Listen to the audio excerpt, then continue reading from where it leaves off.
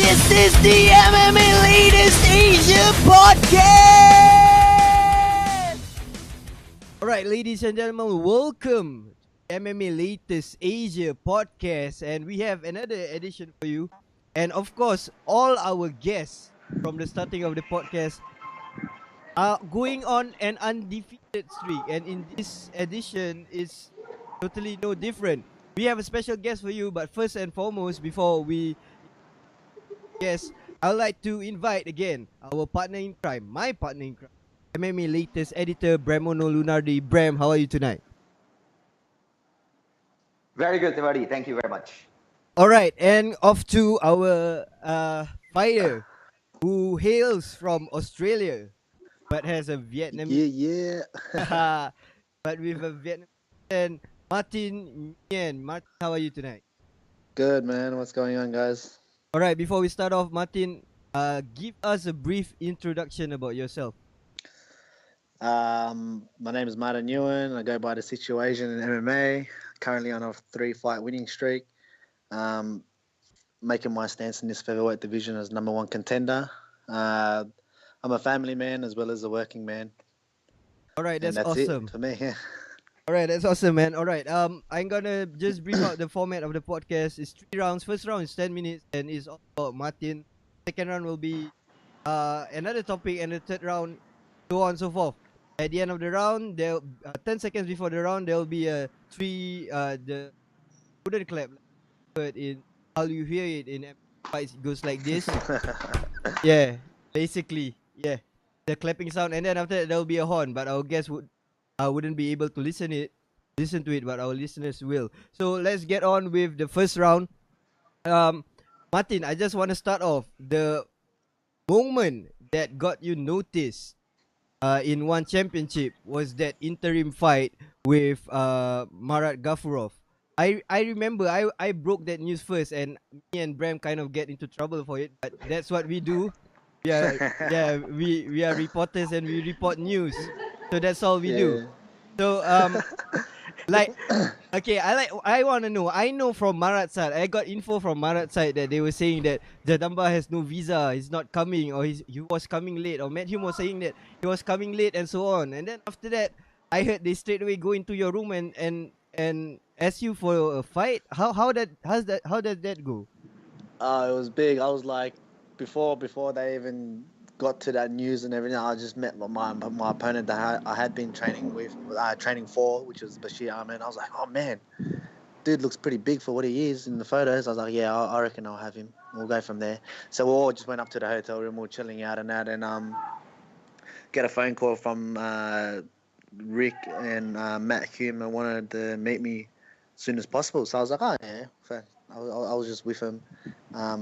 Like 10 minutes ago, what did I need to say? Anyways, I went down there and they broke the news that Jadamba couldn't get into the country via visa issues or whatever else it was, so forth. And they basically just said, look, we want you to fill in for this title fight and blah, blah, blah. And I was just like, look, man, I trained for this guy for 8 weeks properly. First time I had proper notice.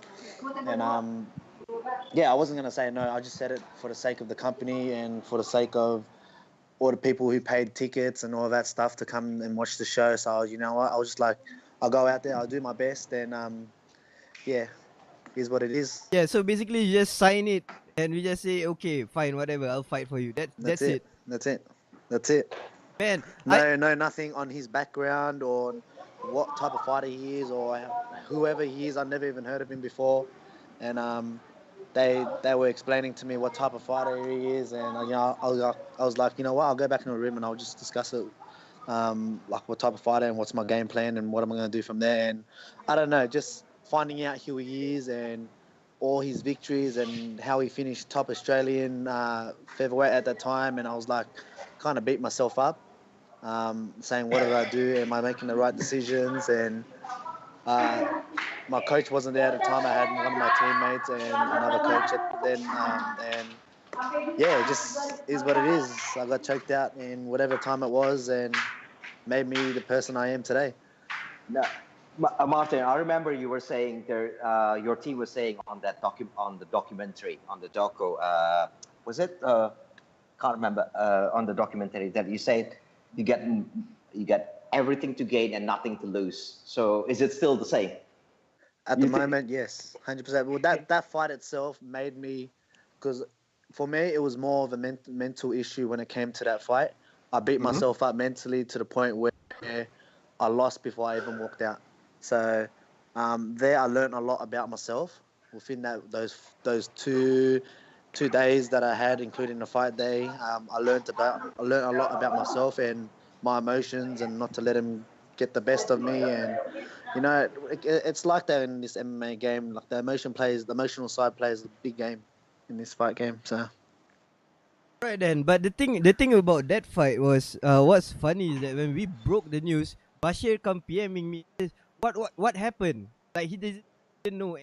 So yeah, poor Bashir, yeah, honestly. so that's after your, was there any chance in fight Bashir after Marat?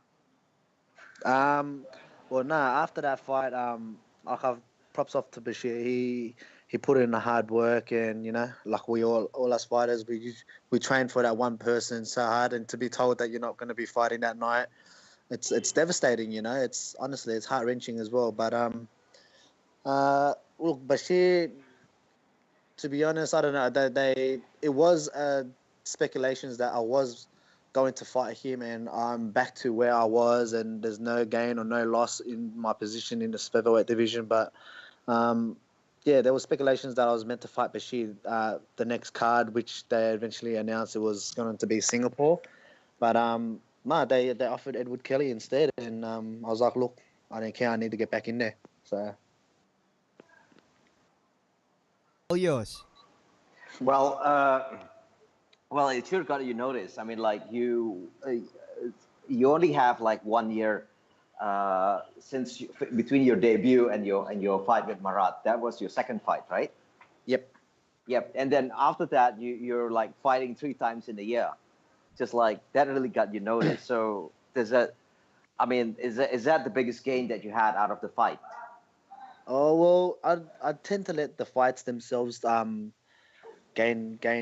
the talk of my popularity. But I mean, I think that step up in from going the first card of the night, first fight of the night on the card to jumping to main event. I think that's a big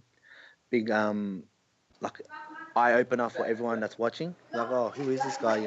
He's in the main event now. He must be somebody. So that's where I started to follow. And I mean, no one would deny that type of fight. Any fighter in the featherweight division, if they got that opportunity, even if they knew they were going to lose, they would take it no matter what. Just to know what type of level that type of fight would be and where they need to be at to work harder. So in terms of getting noticed by everyone, I think that was the start of it anyway.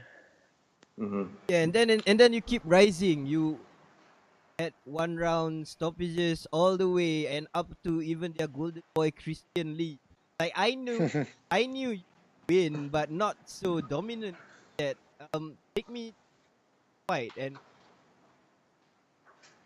Man, no one. Even I was even like contemplating it. I was like, everyone on Tapology was saying that I was gonna lose. It was like 99% to 1%, and I was like, man, everyone is actually down me. I never knew until like near 2 days before fight night, where my coach was like, have a look at this, and one of my teammates sent me a link. Have a look at this. This guy said he's gonna walk through you. Then ONE FC put up a post, and Steve Dawson said that he was gonna either knock me out or choke me out. And I'm like, holy man, I'm not getting like underdog rated badly here. And I'm like, I'm the one with more experience though. And then I was like, you know what? I got something to prove here, and it is what it is. I did everything I worked on with my coaches and my striking coach and my wrestling coach. So more wrestling side, I didn't play too much within it because the striking side and the countering was working. So right, man, awesome. Coming back, So yeah, Bram, so go ahead. so so Marat, I'm coming for you. That's not going to be that close anymore. well, look to That thing that you said after you win against Kelly. yes, I did say Murat, I'm coming for you, but I am coming for you. I'm not in a rush though. So I don't mind taking out every single person that I have to take out to get to him. Or like I'm not too keen to just jump straight over to him. So I'm there to fight. I'm there to put on a show for the fans. And we'll see what one championship wants to do. If they want to throw me that fight, I'm not going to say no to it again. But I'm more than happy to take out every single one before I get there. Yeah, does that loss with Marat keep going through your head? Because it was like, okay, to tell you the truth, if you talk about Christian Lee and Topology and everybody counting you out, when you got that fight with Marat, like I was happy to feel a fight, but I was totally counting you out. But there was not much of a fight. Does it bother you? There wasn't much of a fight, and there wasn't much that actually exposed me. I just basically I got my arm caught, and he capitalized like a champion fighter he is. There's nothing much. If people watch my fights to know my weaknesses and that, in that one loss that I've had, the 41 seconds, you're not going to find much. Like it's just a matter of, oh shit, he got caught. Yeah, so. But I thought you got caught, and was it a nightmare for you? Do you have dreams of it? No, not necessarily. At the start, when I did lose, I beat myself up that much where, I don't know, I not hated life, but I just wanted to get back in there and prove myself because it wasn't that type of fight. It wasn't me. So. Yeah, basically you are the situation. Like, tell me, how did you get that nickname? uh, I get asked obviously like a lot of times, but what I started off with me fighting. I used to fight at 77 kilos on my open mats. I was the welterweight. I even fought probably once at middleweight, and it was open mat as well. And then I got down to 70 kilos where I was making my amateur cage debut, 70 kilos. And when I made my actual pro debut, my coaches were saying you need to get down to 66. And when I was 70, I was just getting a bit of abs here and there. And at that time, there was a show called Jersey Shore that was out, and there was a guy named The Situation. He always flexed. Situation. So he always flexed his abs. And when I started dieting to get down to 66. Everyone was calling me the situation because I kept flexing. I'm like, man, I haven't seen abs in a long time. And yeah, and then they're all like, you know what, we're gonna call you the situation. I'm like, no, call me the situation. And then it started happening from there. Mike, that's just gonna be the one of the best stories on nicknames that I've had. No, but it's true. It's true. Like, everyone was like, "Oh, you're in the situation," because I was just standing in front of the mirror. I'm like, "Man, I haven't seen these in ages." Used to be a little fat, chubby boy, and yeah, got down to 66, and I'm like skin and bones. Oh god. All right. Any last questions from Bram before we end round? No, that is all. Thank you.